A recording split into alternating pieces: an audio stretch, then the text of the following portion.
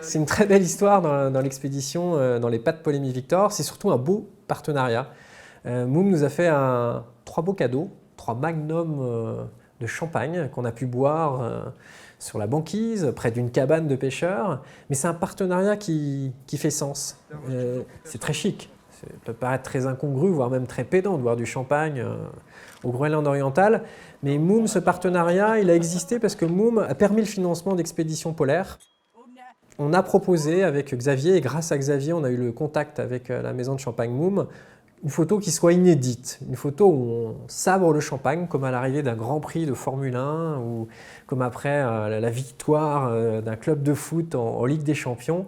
C'est un moment un peu perturbant parce que quand vous tournez un film comme dans Les pas de Paul-Émile Victor, vous vous intéressez aux Inuits, vous vous intéressez aux fils, et là vous allez faire une séquence où vous sabrez le champagne.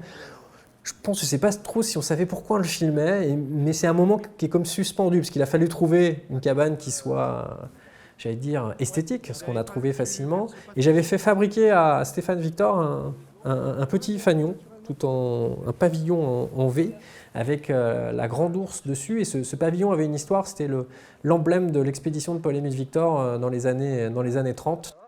Et cet événement, c'était les 100 ans de Paul-Émile Victor, né le 27 juin 1907. Donc nous, on l'a fêté avec un peu d'avance en 2006, donc à 99 ans, mais ça, il ne faut pas le dire.